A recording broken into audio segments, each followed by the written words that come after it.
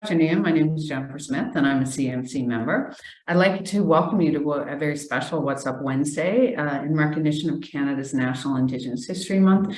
We invited Dale Booth from Innovation 7 to discuss key steps towards reconciliation and how we as consultants can work with Indigenous-led firms and consultants in more progressive ways that result really in positive outcomes for all. So I'm going to ask for the next slide. I'm just going to do a bit of a land acknowledgement. So I would like to just begin by acknowledging Indigenous people's relationship with the lands that we're on today. While we are meeting on a virtual platform, I'd like to take a moment to acknowledge the importance of the lands which each of us call home.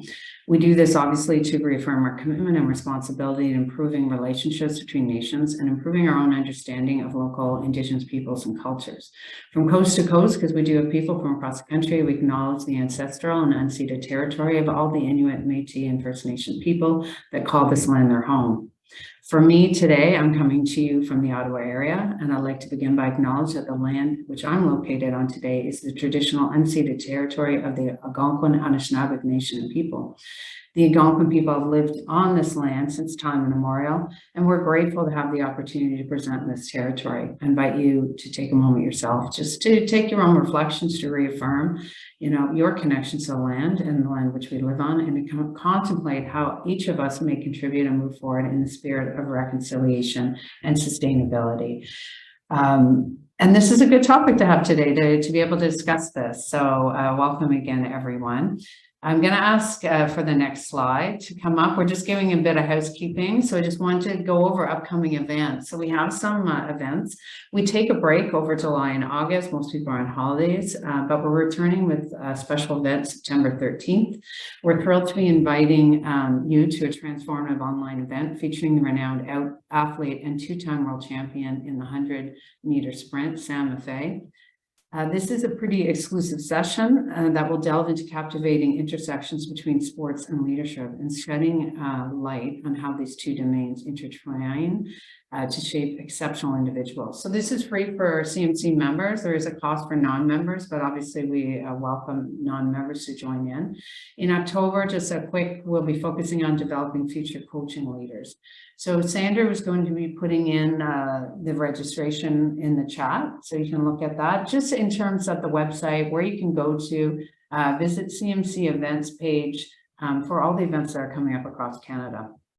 I'll go to the next slide. We just want to introduce a new program. I'm sure some of you CMC members have heard of this before. So next slide, thank you.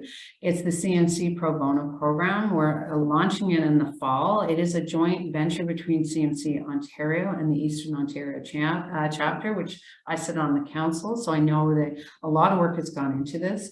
It really is looking at how CMC members can use their abilities and experience to give back to local communities by offering management consulting services to help registered organizations achieve their objectives. So you can learn more about the Pro Bono program and how to get involved, either by going to the email that's on the screen, or Sandra again is going to hook up drop the website into the chat box. If you're not a member, I'll go to the next slide. If you're not a member, we really would like to invite you to learn more about the benefits of becoming members. Membership in CMC Canada does connect all of us with the management consulting industry worldwide, and with members who are proven professionals who are working on really some quite amazing, exciting projects and willing to share their experience. So again, reach out in your consulting areas and to increase the network. And we've done some really great work with some of the big consulting firms and expanding some of the members. But if you know anyone, again, feel free to encourage them to become a CMC member. Again, in the chat box will be the link. I'll just go to now a few housekeeping and just in terms of how to participate. So participants controls in the left-hand corner of your Zoom screen, so you should be able to find those. It's not always the same for every computer. You will be muted on this call. We may take you off mute. We're asking people to type questions and put them in the chat tool, in the chat box, I call it. From there, I will be tracking them and I will present them. And in some cases, I might call on you to pose a question directly to Dale, because you might be able to get the nuancing better. So we'll look at that. If you can't turn on your video right now, we have myself up in the presentation, and we'll go to Dale, but obviously we want to have everyone on screen and being able to see your face. A copy of the presentation will be made available after this event. It does go to 1:30 and we are respectful of people's time, so we'll obviously look to stop there. And lastly, again, I want to thank Sandra Addison Brock for her excellent support in putting these sessions together. We really couldn't do it without her. So without further ado, we'll go to the next slide. I would love to, and it's my honor to present Dale Booth, the founder and president of Innovation 7. So Innovation 7 specializes in engagement and bridging the different worldviews of government and Indigenous people and finding common ground with a focus on community and economic development.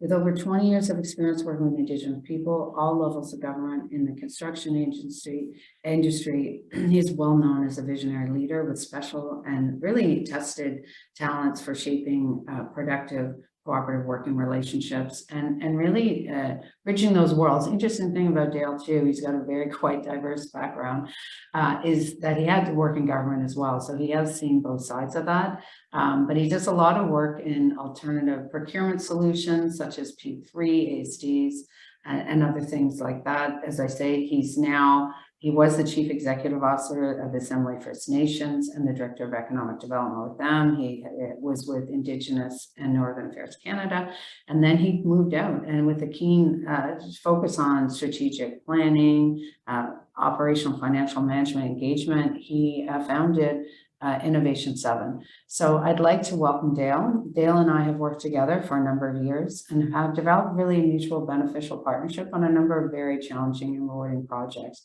So welcome to Dale. You can see he cut his hair since this was a new thing he did a couple of weeks back. So great to see you, Dale. And I'll turn it over to you. All right. Well, thank you so much for that introduction. I really do appreciate it. And yes, I've been Jennifer and I have worked together over a number of years on a whole host of different projects, and so it's great to be able to be invited here and talk to you today.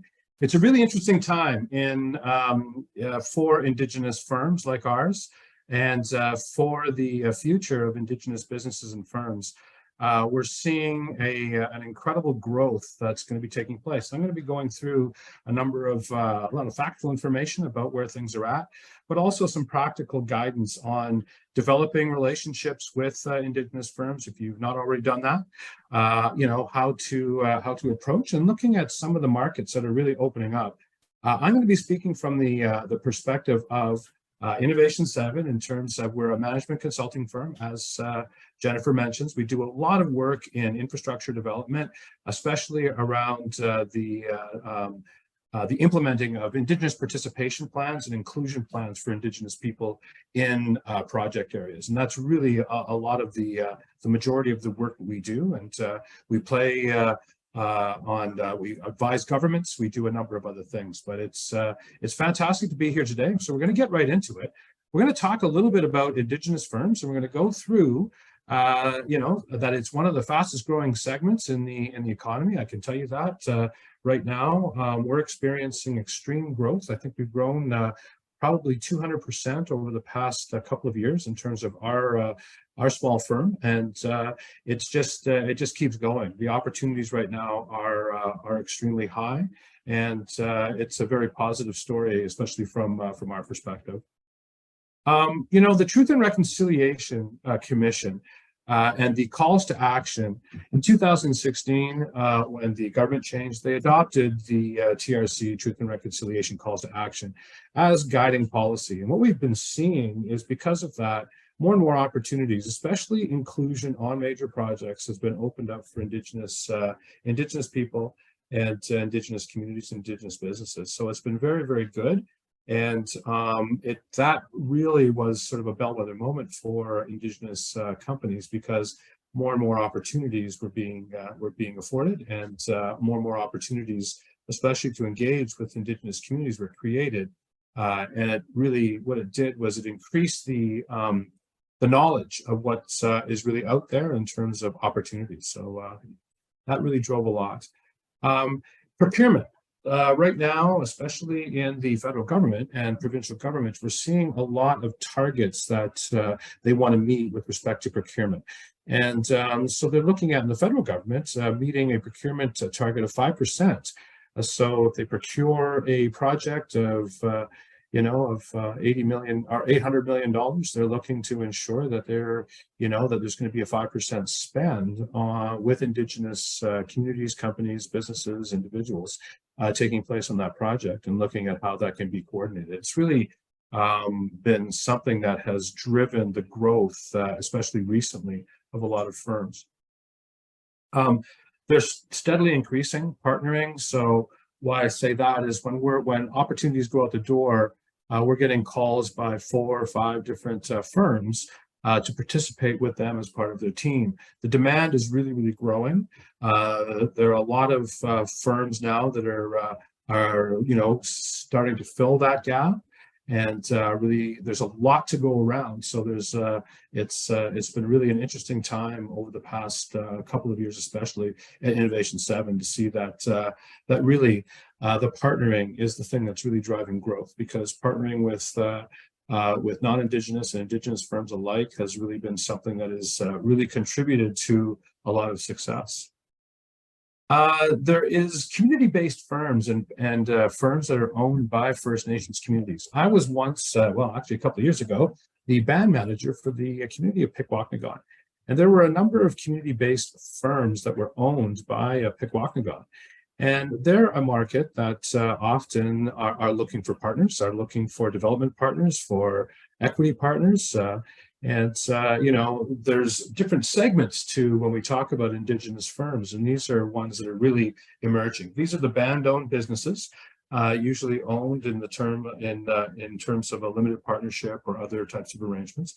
But they are looking at getting into new markets. And in some cases, we're competing directly with tribal councils that are bidding on different projects similar to us. It's really, really good to see. The public sector, there are some barriers, but there's also huge opportunities.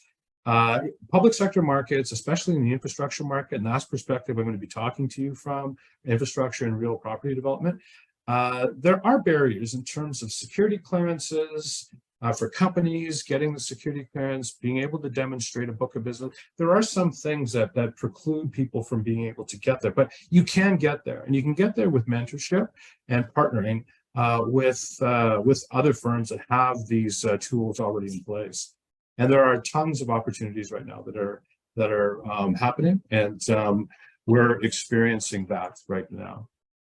We're going to give you a bit of historical context, but there have been, it was a struggle. And a lot of the markets that Indigenous firms were in the past were, some of the mom and pop shops, some of the things that were located in the communities. A lot of businesses started to really emerge in the 70s and 80s in terms of other markets. And now I don't think there's too many markets that Indigenous firms aren't participating in some way, shape, or form. And what I'm seeing is and got to see has been that incredible growth, and seeing the different places that people are starting to look at as places to develop professional opportunities.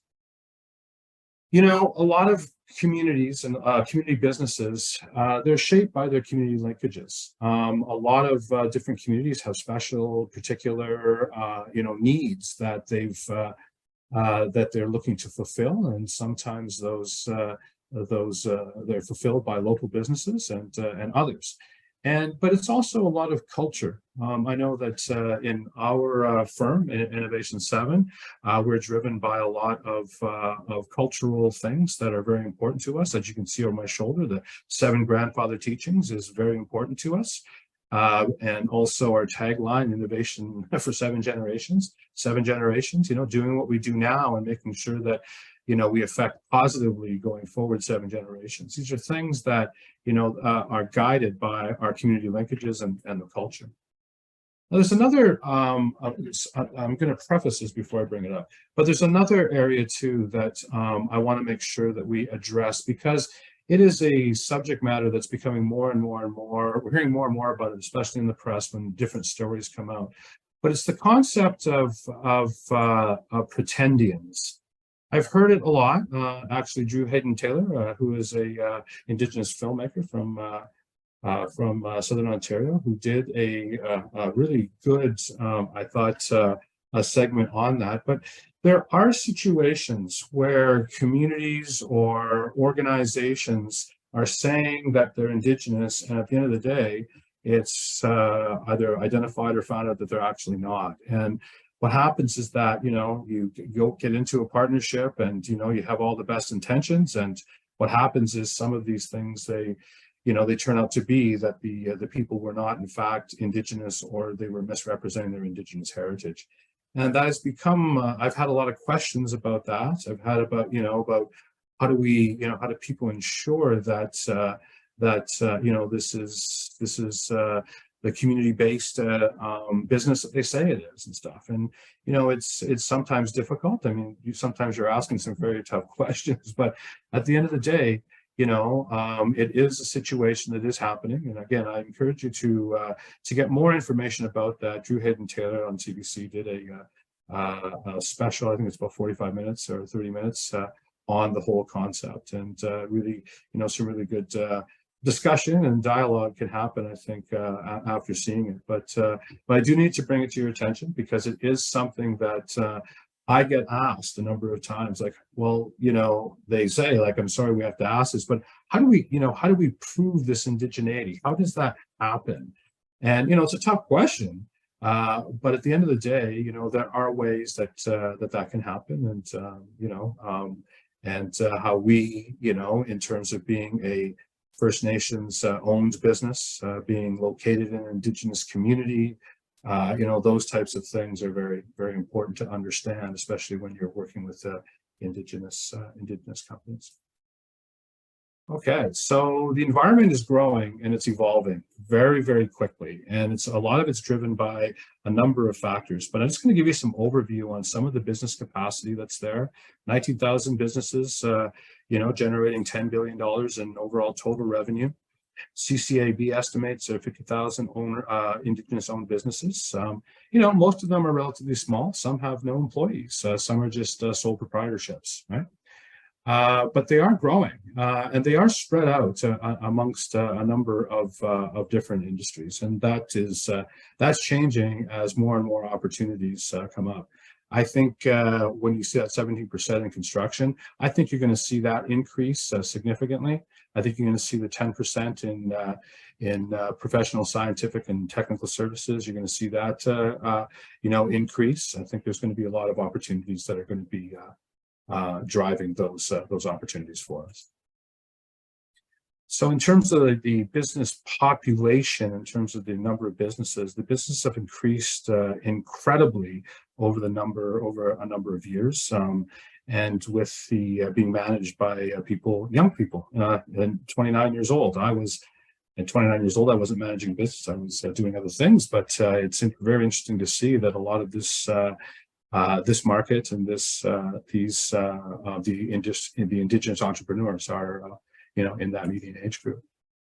$27 billion potential annually for the type of business and the type of economic activity that we generate. There's an opportunity for us, I think, every day to be able to continue to drive that number up, and that's something that I like to know that our business is contributing towards being able to do that. So, in 2005, 2015, pretty much those businesses remain stable. They do continue to be underrepresented in the Canadian economy, but given different opportunities that are being afforded now, and what I'm seeing as more people looking at entrepreneurship as an opportunity for a career, I think we're going to see more of that. But yes, it is underrepresented, and it has been under stable growth. But that's 2005, 2015. 2016, as we move forward, significant growth, especially with those companies that are dealing with public sector and have public sector clients, has increased substantially. So 2018 estimated 37,000 Indigenous businesses out of 2.5 million that are actually in Canada. 1.5% of all business in Canada are Indigenous owned, and 5% is the Indigenous population. So, we got to looking at, and I think that's why it's so important now, is thinking about how can we partner, how can we both benefit from the opportunity for growth and growth in this area as more and more Indigenous businesses become created and become available for partnering. The Alberta was the one that had the highest population of Indigenous owned businesses, followed very closely by Ontario, where we're located, and BC. This was all gathered obviously in Stats Canada, but a number of different factors are driving business and in a number of these areas. I think that we'll probably see these trending probably more northward. Most of these provinces are where the most are the largest populations of Indigenous people, so it's not surprising to see it this way. But it's good to see that that there is a lot of activity happening in the areas where there is opportunity. Where are we here? Okay. Yes. So I think personally, looking at the opportunities that are out there in the business environment that's right now, it's very, very ripe for being able to grow new businesses in a whole host of different sectors. I see, different, the demand for having, especially, services like ours and partnering with Indigenous companies, individuals, really being something that, especially in the industries that we're in, being something that is now, especially in the federal and provincial governments, they're serious now about meeting these 5% targets. And, when we look at 1.5% of the population, business population, Indigenous businesses, but there's a 5% requirement on projects, that's going to mean there's going to have to be mentoring, growth, and a whole bunch of other opportunities that can happen during that period as that growth develops. Because what they're going to be looking at, how they're going to be grading these projects, is by, have you made that spend? Have you bought those materials? Have you done that rental from that Indigenous firm?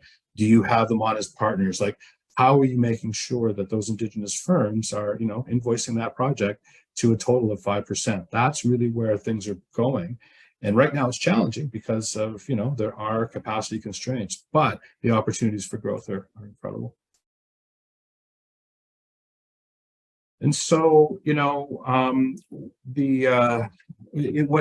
what we are finding difficult right now is when we're going out and we're looking for more Indigenous employees. Our company right now, I was just told by our HR manager, 29 people right now across a number of different sectors in our company. The hard part is finding, in many cases, Indigenous people that have the qualifications or sometimes the security clearances and other things. So what it means is that we have to bring on people, in many cases, mentor them through those, put them in terms of opportunities where they can get training, because really we ran a training program.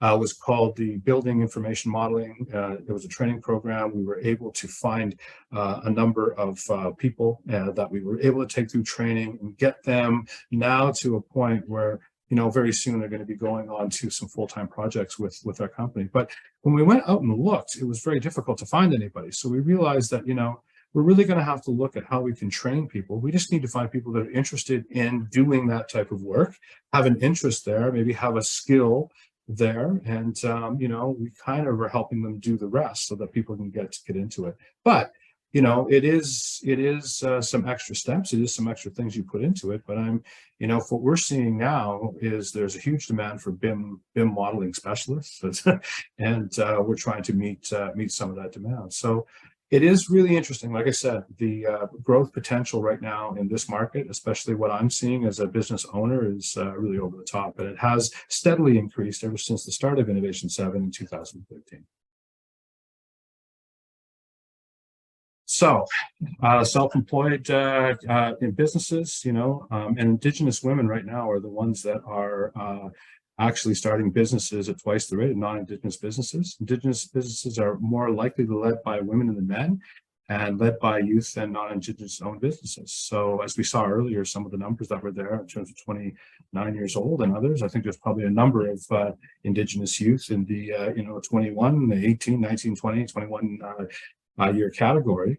But, when we look at mentoring and taking those types of companies and those opportunities to the next level, mentoring and partnering are going to be something that is going to be key to doing a lot of that. So we're expected to grow 3 times the rate of 30 billion in terms of Indigenous, but in terms of Indigenous outputs to 100 billion by 2025. And so that was what they were looking at in that time frame. And when we see the opportunities that are out there across a number of very large infrastructure projects and the way that a number of private sector businesses are looking at, that's not unrealistic to be able to meet, because, like I said, there are a lot of opportunities. We're in 2023. Majority of those projects are going to start to hit the ground in 2025. And the way we're seeing things now is that there's a significant requirement that is being tracked very closely on that Indigenous inclusion. So I think that this number, though very, very high, is will we get there? I don't know, but I think we're definitely trending towards it, given the opportunities that I'm seeing as an Indigenous business owner. Okay. Sorry. Yes. So kind of went into this a little bit earlier. Maybe I should have waited and gone forward in the deck. But Indigenous business growth is going to actually require some continued investments, and that could be investments in time, but also capital investments. There are a number of tools that we have access to, but continuing to make sure those tools are available, I think are going to be very important to Indigenous businesses. And when I say support, mentorship, looking to partner, looking to see Indigenous businesses as strategic partners that can bring value add to a project. I think that's going to be a key thing. I've found that my partnerships with we partner with well over 50 different companies over the time of Innovation 7, Indigenous and non-Indigenous alike, international companies.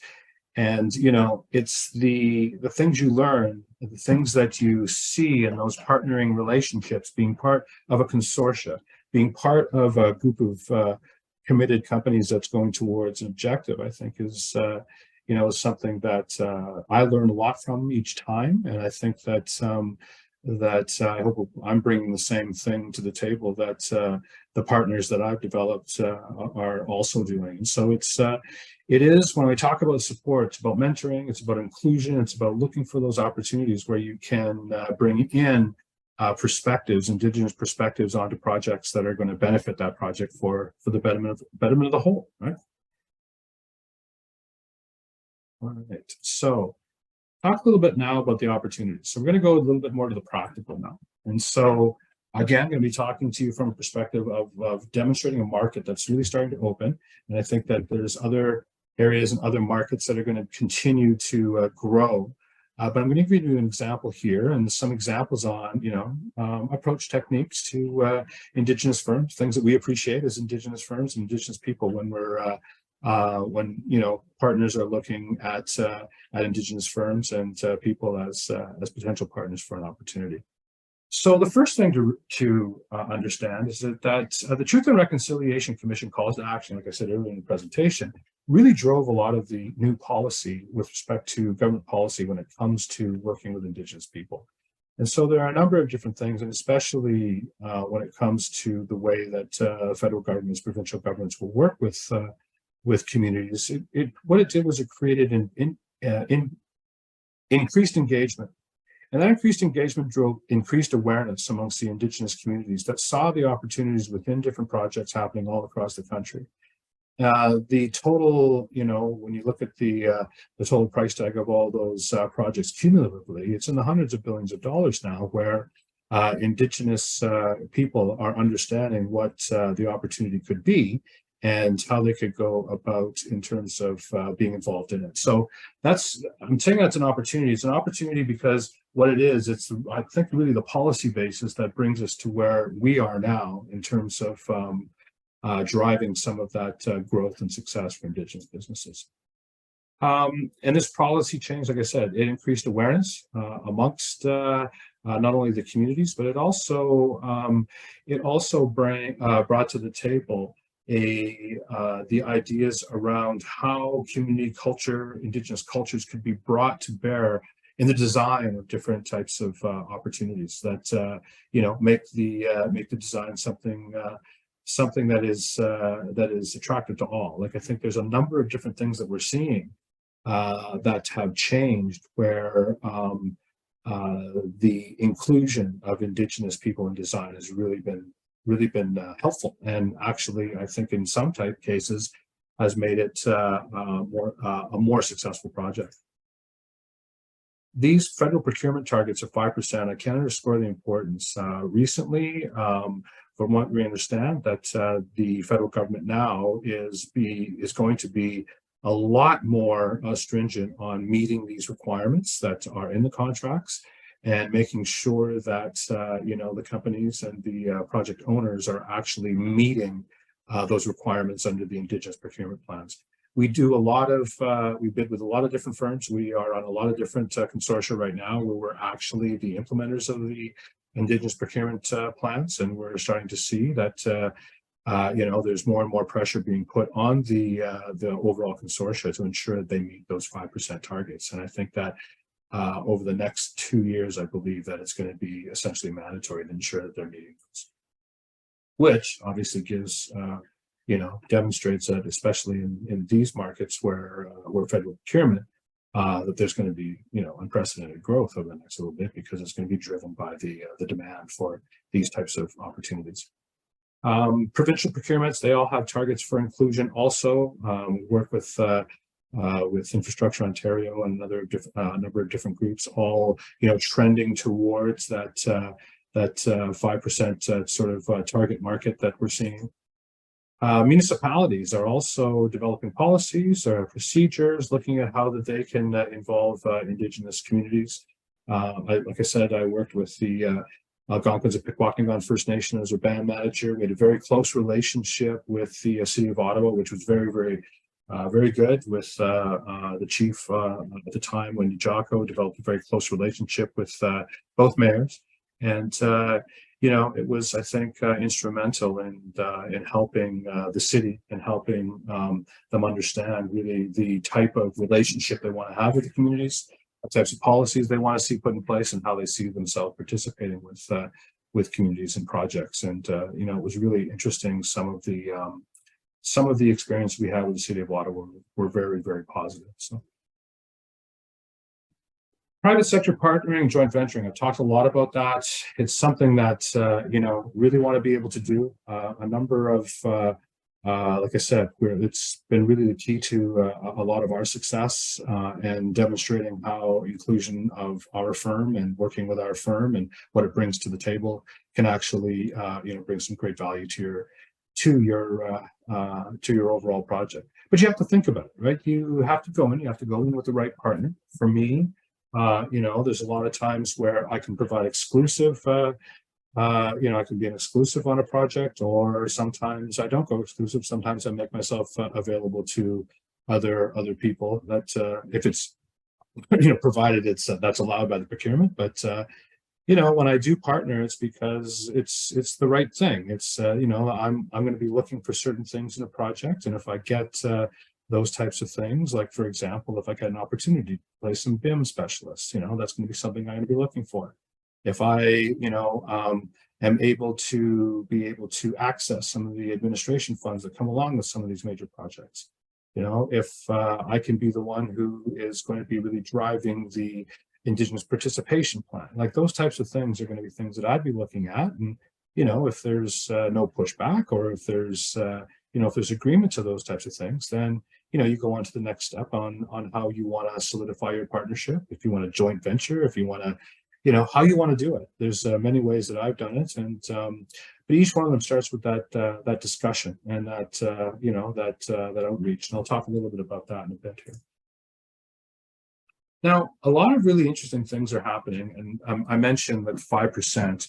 Really, the 5% when it comes to Indigenous procurement plan, it really is a benefit plan, right? It's a benefit plan that's now baked into federal procurements for major projects. But there's benefit plans across a number of different areas. In Nunavut, for example, the land claim agreement that they have, there's different triggers in that require, project owners, project proponents to, abide by, which would be procurement strategies for, birthright people in that area. And there's a number of these different things that benefit plans that can exist if there's resource extraction or other types of development. A lot of times these Indigenous benefit plans are developed, and sometimes, there are areas that are made available to communities and businesses, but they may not have, 100% of what's required to be able to take advantage of what's there. And so they may be looking, or they may be reaching out, looking for partners. And that's happened a couple of times for us. So it's, and so really this kind of lays out for our market, but I know other markets are starting to experience that, because as the supply chain expands, more and more opportunities are being afforded. And it's not just, in some of the major provinces, there are going to be opportunities, especially provincial and federal, when it comes to this, that are going to afford some growth potential in these different markets. So in terms of that, I say communications, what I'm talking about is, your initial outreach stuff, really have a good idea about what you want to look for in terms of an Indigenous company. Do some research. You can do research on Innovation 7. We have a fairly active website. We're trying to make sure that we upgrade it every, keep it live, keep it real. So, but your initial outreach should be, you should know a little bit about the company, know a little bit about where they come from, and have a good idea of where you would see them in terms of a role. And you know what? I've had calls many times where people have reached out and we've realized, oh, this is not the right fit, or it's just not the right role. But having that contact and that that respectful outreach, I always appreciate. I usually keep these people's names in case something does come up, and we're able to partner later. And again, like I said, partnering for Innovation 7 has been the linchpin in terms of success, and being able to do that right is great. And when you get that initial outreach from a Indigenous or non-Indigenous firm, if they know a little bit about you and stuff like that, it's always a good way to get an initial positive response. Understanding some of the challenges, obtaining security clearances, having a book of business that is going to be a certain amount to be able to, participate in federal or provincial procurement. Some of these things, they may have to be mentored through, or there may have to be different ways that Indigenous business is able to participate in a project, procurement enabled, I guess.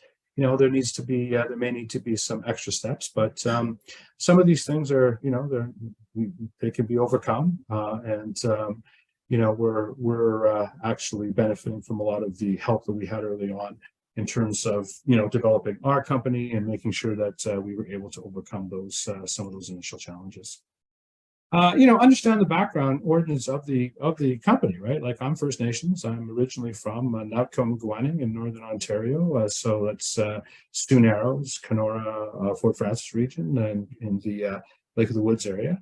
If you understand that, and you understand some of the background of the ownership of the company, if you can find that, it's always helpful. And I always like when people try to pronounce the name of the community and stuff like that. It means that they've looked it up, right? And it's always appreciated, and it's always something that I think that as an Indigenous person, somebody interested in where you're from and about the origins of the company, is always well received.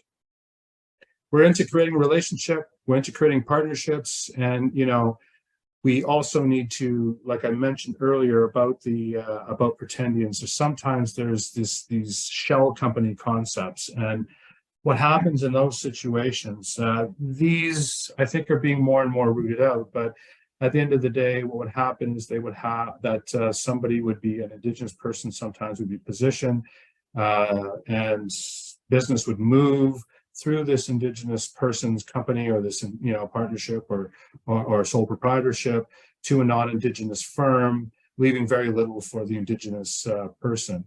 Really sort of utilizing that person's access to the opportunity, but really not getting too much in return. And so a lot of the times what happens is when we're having these discussions, we really want to make sure that we're not being asked to be put in a shell situation, right? There's going to be some questions that would be asked, but a lot of times people are like, well, I have had before, like, why don't you ask that question? Well, we just want to understand that we're, that we're not going to be in a sort of a shell situation, that we're going to be, a viable partner in what we're going to be doing with you. It's going to be a true partnership, true relationship. And, this is one project that could turn into 10 that we do with you. So really, those are some key things that I would say in terms of your outreach, initial outreach, and what we appreciate as Indigenous business owners when we're first being spoken to by community, by non-Indigenous and Indigenous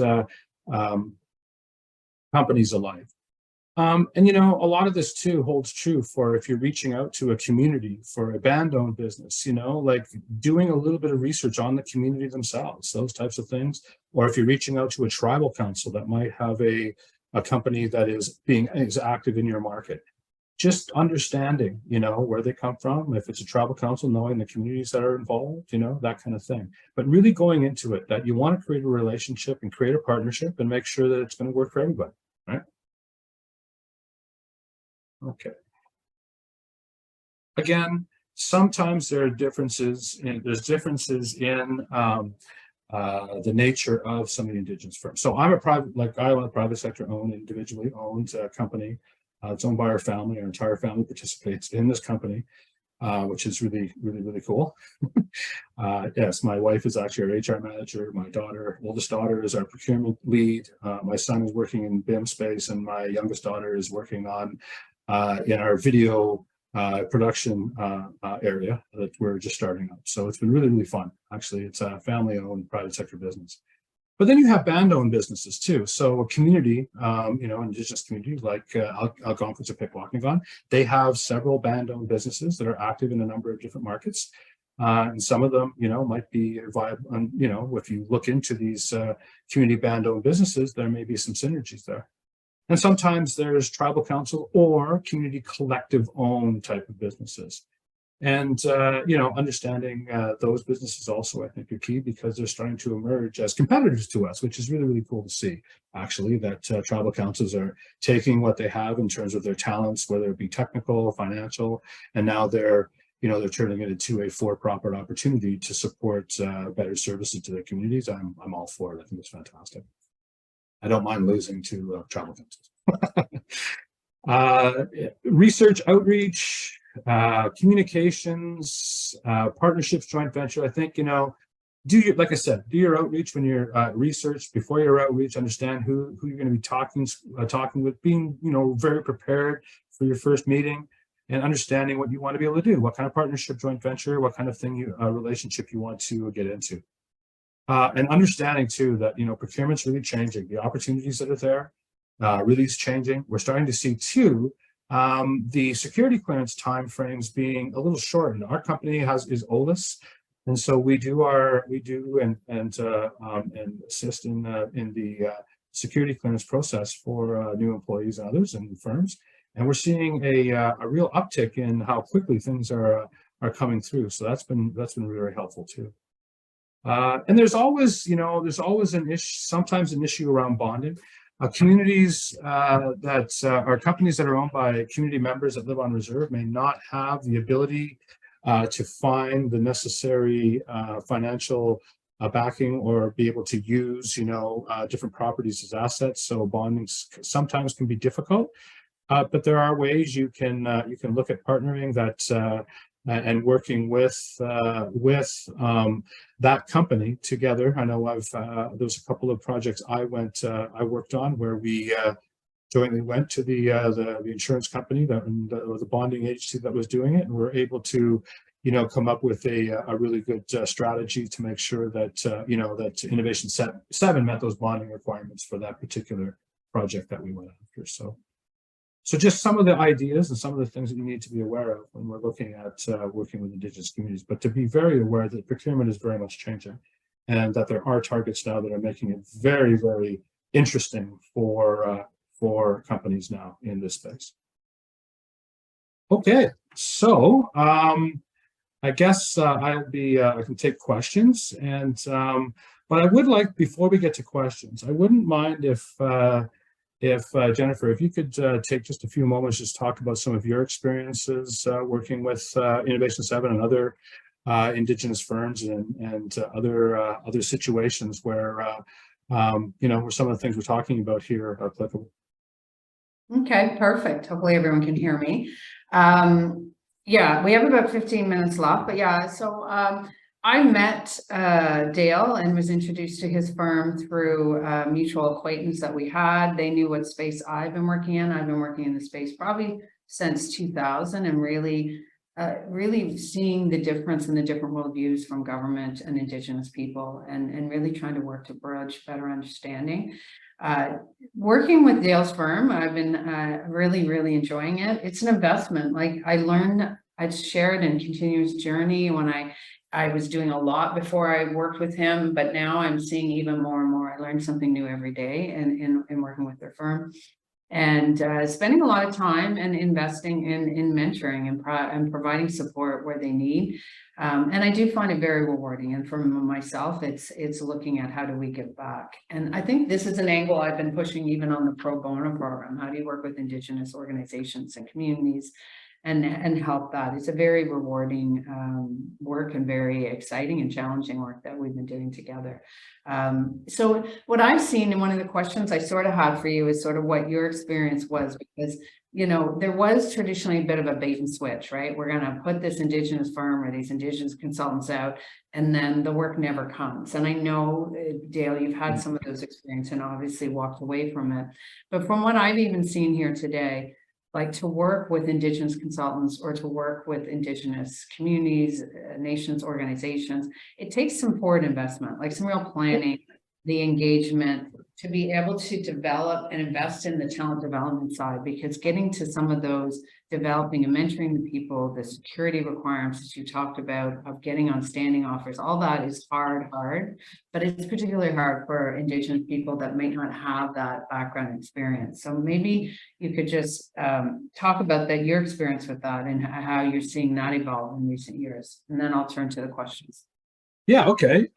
So yeah, there's obviously times where, but you can detect that, right? Like usually in your meeting with them, if they're shooting from the hip or they don't really have a clear understanding of where they would see you participating, or at least an area, then you kind of get that's where you start, the needle starts moving towards, it's just a shell situation, right? Mm-hmm. And so, a series of questions will help you determine that. And but at the end of the day, what I'm seeing now is that those types of situations I haven't really seen in the past, probably about 4 years now.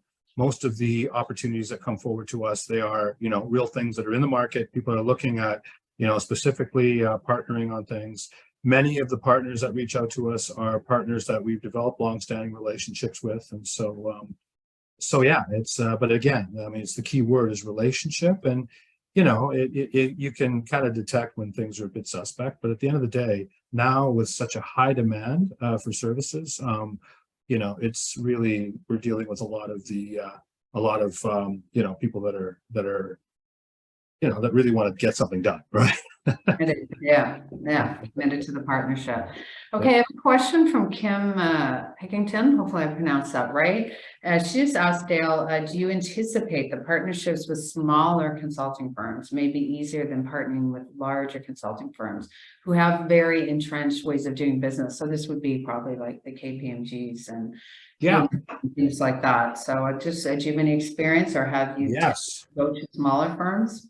Well, I've got a complete scenario that we can break down here. So yeah, so when we're dealing with smaller consulting firms, I find that because both firms are smaller, they're more nimble. So when you get into a situation where you're meeting with a client, two firms are going out together, and something comes up with the client, they make a change or something like that. The companies are more nimble to be able to absorb it, think through it, and move forward. Now, on the other hand, with major firms, and especially, in the, I would say in the HR and recruiting, especially, there's certain processes that they are going to live and die by. And, it makes it sometimes very difficult for us on certain things to be able to partner with those companies because, we're committed to, let's say, OCAP, which is ownership, control, access, and protection of Indigenous data. And if there's certain processes that they're using that contravene OCAP, because it's a generally recognized way of managing and protecting Indigenous people's data, then it's not a partner that we can really work with and stuff. So there are, I find that working with smaller firms, and when I say smaller firms, I mean under 100, right? Under 100 people, that much more nimble, much more able to make quick decisions. And I like it. I like it because I like being on a team with a number of small firms and then taking down the big guy. I like it. I'm gonna pop in the reference to OCAP. There is some training that you can get done on that, and it is becoming more and more important as the sovereignty of Indigenous knowledge and Indigenous IP. So thank you for that. I'm going to turn now to Bill Cloak. You mentioned security clearance a few times. Yeah. So just wondering if you're referring to federal government clearance, or is this something specific for Indigenous requirements? So it's federal government security clearances, and sometimes provincial government security clearances. Governments actually spend billions and billions of dollars in these markets, and so being able to be able to access them are key. But going through that necessary step of the individual security clearance and the company security clearance can be daunting, and sometimes it can be time consuming. So yes, I'm talking about that. There is no separate sort of security clearance that Indigenous firms would be going through. It's talking about those existing ones. So thank you for the question. Yeah, and if anyone's been through a federal government procurement, getting on a standing offer, it is hell on wheels. As far as I'm concerned, we're on it, we do it. You can only imagine of those who are new and trying to enter into this, the challenges of trying to meet those standards. So thank you for that. Wasim has a good question. Is where to start, which is an important question. Where do you find Indigenous opportunities? Is there a website where Indigenous firms post the requirements? So just wondering if you might, I don't have like, the one thing I thought this was in reference to was like, well, how do you find Indigenous firms and working with Indigenous opportunities? And there's a couple of directories I can mention. Yeah. But so the question was to find Indigenous opportunities. Yeah. Yes, to find the opportunities. Well, what's interesting is that there are opportunities that are set aside for Indigenous businesses, right?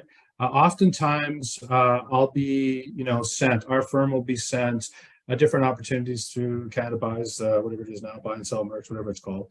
They get sent directly to us. Sometimes they're in the form of a request for information sort of thing. Like, if we sent this out, would you bid on it? They want to know, they want to determine, first of all, is there going to be an active market that's going to be able to respond to this? If there is, then it's set aside for Indigenous businesses. So, but it's, the issue there is if the Indigenous business doesn't understand how, Canada Buys or buy and sell works, or those different procurement websites, it doesn't have people actively looking, sometimes those opportunities can bypass you. Opportunities have bypassed us, and we're actively watching those types of things. And so for that, there's opportunities there, but there are also different websites, I think, that you could probably look at in terms of opportunities specifically going out from Indigenous either communities, tribal councils, those organizations that that usually are being put out for different firms. And what I found another really interesting website, I hope it's still up there, was Nation Talk. Early on in Innovation 7, we'd go to Nation Talk, and there was a number of times we pulled down opportunities. Now they're reflecting some of the opportunities that are on Buy and Sell or Canada Buys. They're reflecting some of the opportunities that are on some of the main procurement websites, but some of those we were able to get. So. Thank you for that. And I know someone's going to beat me to it and add something in there. So I've got Nation Talk up, but someone else might add it. Kevin also said, and I was going to make reference to the Canadian Council on Aboriginal Business. Yeah. Oh yeah, big time. Big time. Yeah, big so time. their directory is 10,000 strong.